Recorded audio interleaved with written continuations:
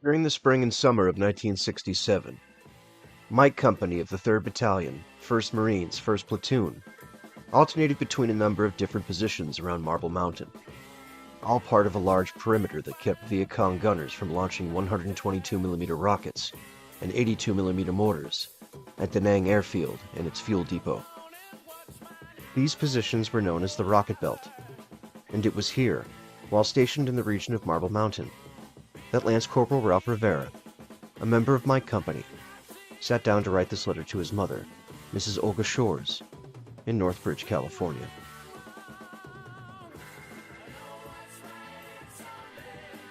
May 3rd, 1967. Hi, Mom. I got paid yesterday, so I'm in the club here in Battalion writing letters and drinking cokes. A few days ago, a unit from another part of Vietnam came into our battalion on their way to an operation, and in it was Johnny Pascore. You remember him, don't you? This was the first time I've seen him since before leave back at BDF school. I got to talk to him for about 3 hours, and we gave each other our addresses. The 15th of this month, our company goes on the Mortar Belt. This is where, for 1 month, the 3 platoons in my company is sent to either Hill 10, Mike 6, or the island. That's where I was the first month in Vietnam. They call it the Mortar Belt because from those 3 positions the Viet Cong could mortar our battalion. This is really a rest period. For 3 months you're on operation, going out wherever hell has broken out, and living in a foxhole for 5, 6, 7 days at a time. When you're on the Mortar Belt for 1 month, you stay there, and run patrols out from there, and man the lines. It will give me a chance to get some of the dirt off that I've gotten in the last 3 months. Also will give me a chance to eat better and more often. The only problem with the Mortar Belt is time goes slow. Very slow. Because you have time to think about home and other things. When you're out in the field, you have no time to think about anything but what is happening then and there. They tell us that we may not be going to Okinawa until September or around there. And from what I understand, if you have less than 90 days when your training is done, you'll stay and they will send you back to Vietnam.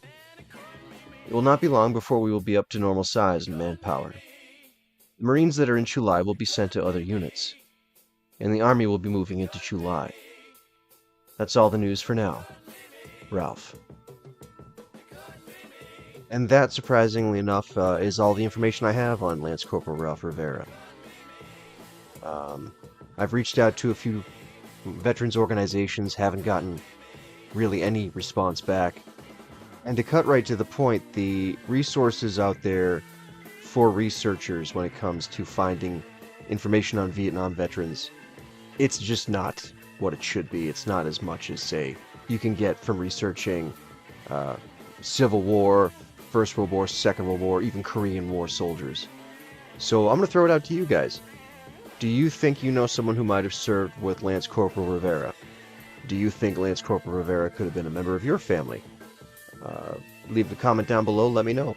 One of the hopes I had when starting this channel, and even when I started collecting, was to try and shed light on the people who wrote these letters. I want to make sure that they're not forgotten. So if this can be an outlet for that and can help me with that, then that's awesome.